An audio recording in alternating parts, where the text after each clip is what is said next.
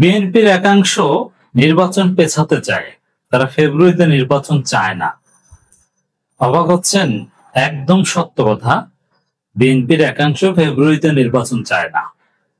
তারা মনে করছে ফেব্রুয়ারিতে নির্বাচন হলে ডাকসু জাকসুতে যেভাবে বিএনপির ভরাডুবি হয়েছে, জাতীয় নির্বাচনও তাদের সেম ভরাডুবি হবে। এর মানে বিরোধী দল হওয়ার স্বপ্ন সম্ভবত খান খান হয়ে যেতে পারে।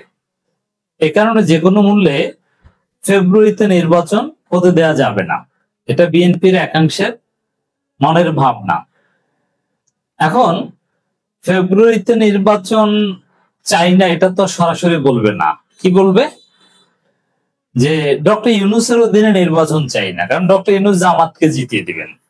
যেরকম ডাকসু জাকসুতে বিএনপি বন্দী প্রশাসনকে বলছে যে তারা জামাতকে জিতিয়ে দিয়েছে, শিবিরকে জিতিয়ে দিয়েছে। Same thing is going to happen. তো দর্শক, এই জায়গায় বিএনপির উপলব্ধি চমৎকার যে ডাকসু জাকসুর মতো পরিস্থিতি হবে। এই উপলব্ধি বিএনপির যে অংশের নেতাদের আছে, তাদের মেধাজ, তারা বুঝে আসলে তাদের অবস্থা এটাই হতে যাচ্ছে। তারা তো রাস্তাঘাটে চলে, দেখে না? আমি একটা মজার গণনা দেখেছি, পরিস্থিতি উল্টে গেছে। যদি এটা ঠিক না, মানুষের মত প্রকাশের স্বাধীনতা থাকবে এবং জামাত যদি বাড়াবাড়ি করে ক্ষমতা আসার আগে বা ক্ষমতায় যে সবার আগে আমরাই প্রতিবাদ করব, এবং সম্ভবত জামাত ইসলামী ক্ষমতায় গেলে আমাদের সমালোচনা সহ্য করতে হবে, হোয়াট এভার। আমি বাংলাদেশের একটা রাস্তায় দেখলাম যে দুইজন লোক ফর্মাল ড্রেস পরা, তারা রাস্তার এক পাশে দাঁড়িয়ে জামাত সম্পর্কে একটা কটূক্তি করেছে। তখন আশেপাশের লোকজন চোখ বড় করে তাকিয়ে আছে সবার দিকে, এই জামাত সম্পর্কে নেগেটিভ কথা বলেছে। আমি অবজার্ভ করছি বিষয়টা, যেহেতু আমরা বিশ্লেষণ করি, সব জায়গায় অবজার্ভ করি, আমাদের চোখ থাকতে হয় কয়েকটা। আমি দাঁড়িয়ে গেছি এক সাইডে, পরে দেখলাম ওই লোক দুইটা টপিক ঘোরানোর চেষ্টা করছে, কারণ কিছু দাড়ি টুপিওয়ালা বা সাধারণ লোক মানে তাদেরকে অপলক দৃষ্টিতে তাদের দিকে তাকিয়ে আছে। তো পরে ওই লোক দুইটা হঠাৎ মানে তারা বিএনপি করে টপিক ঘুরিয়ে ফেললো, ফান করে বলছে আরে না, ওটা জামাত তো একটা বড় দল, ফান করে বলছে আমরা বিএনপি করি, তাতে কি? মানে ওই লোক দুইটা বিএনপি করে, জামাত সম্পর্কে কটূক্তি করে চারদিকে তাকিয়ে বুঝতে পারলো যে জনরসের শিকার হয় কিনা। তারপরে টপিক ঘুরিয়ে ফেলেছে, না না জামাত সম্পর্কে ওটা তো ফান করে বলেছে, কেউ কিছু বলে নাই। এটা একটা বাস্তবতা যে রাস্তাঘাটে দাঁড়িয়ে আপনি জামাতকে যা ইচ্ছা তা বলবেন, সেই যুগ নেই। বাংলাদেশের যে কোনো জায়গায় দাঁড়িয়ে জামাতের বিরুদ্ধে কিছু বললে আপনি প্রতিবাদের বা প্রতিরোধের মুখে পড়তে পারেন। যদিও আমি বিশ্বাস করি যে কারো বিরুদ্ধে যে কেউ বলার অধিকার রাখে, এখানে প্রতিবাদের কিছু নেই। বলার কাজ বলবেন, বলার বিরুদ্ধে বলবেন, এবং মানুষের বাক স্বাধীনতা থাকবে, আপনি ভোট দিয়ে তার প্রতিবাদ করবেন। তো দর্শক, বিএনপির একাংশ ফেব্রুয়ারিতে নির্বাচন চায় না, আর এটা প্রকাশ করছে যে ইউনূসের অধীনে সুষ্ঠু নির্বাচন হবে না এই কথার মাধ্যমে। আর বিএনপির আরেকটা অংশ আছে যারা ফেব্রুয়ারিতে নির্বাচন চায়, কিন্তু তারা কারচুপি নির্বাচন করতে চায়।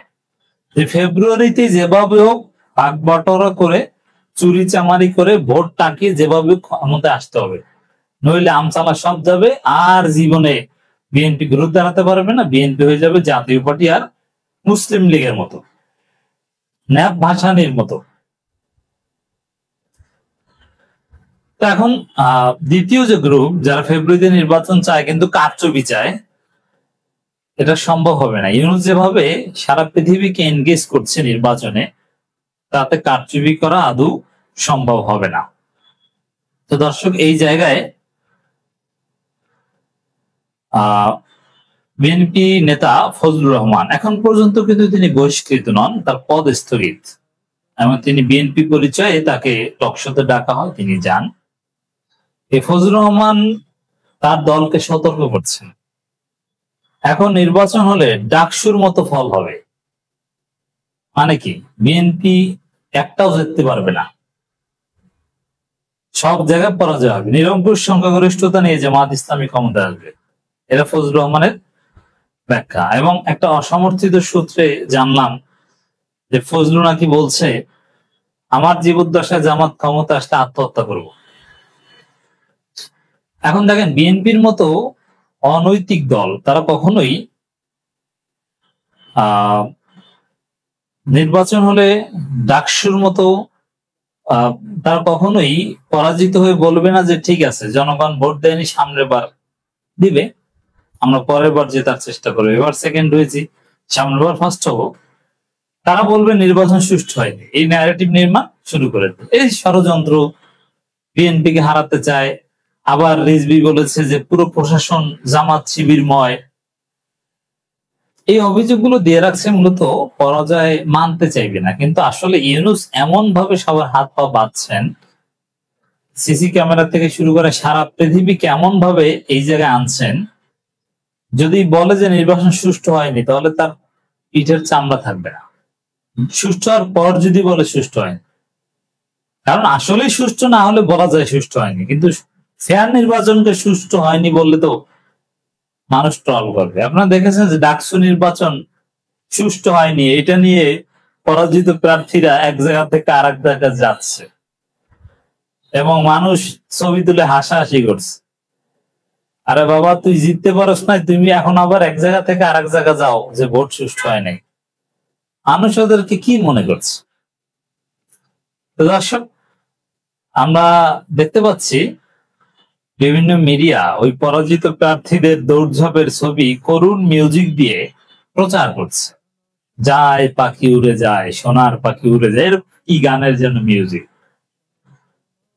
তো দর্শক, এটাকে আবার এক বামপন্থী প্রার্থী বলছেন যে এটা একটা ন্যারেটিভ নির্মাণ হতে পারে, যদিও ওটাও বিএনপির দখলকৃত মিডিয়া যারা এই ন্যারেটিভ, এই করুণ মিউজিক দিয়ে পরাজিত প্রার্থীদের দৃশ্য চিত্রিত করছে। তো দর্শক, এই যে মজা নিল আর এখন অতিরিক্ত ফাজলামি করলে নিজেরাও একটু মজা নেয়। আবার বিএনপির মধ্যে গ্রুপিং আছে, ওটা কিন্তু জামাতের টিভি চ্যানেল না, ডিবিসি।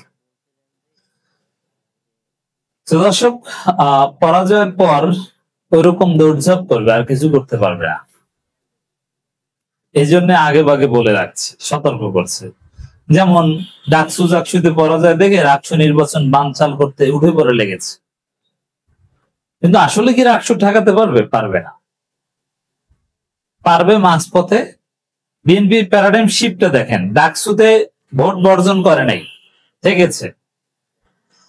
জাকসুতে আগে ভাগে একটু ভোট বর্জন করেছে, রাকসুতে নির্বাচনে বানচাল করার চেষ্টা করছে। জাতীয় নির্বাচন এরকম, এরা আসলে ফেব্রুয়ারিতে নির্বাচন চায় না। ফজু পাগলা হলেও তার সতর্কবার্তা বিএনপির জন্য অত্যন্ত তাৎপর্যপূর্ণ।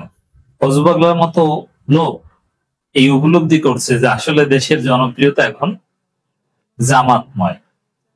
এখন সে যাই বলুক যে ডাইস নির্মাণ করা যায়, ওগুলো হাবিজাবি কথা, ওটা যে কেউ বোঝে, কিন্তু মূল উপলব্ধি এটাই যে তাদের করুণ পরিণতি হবে।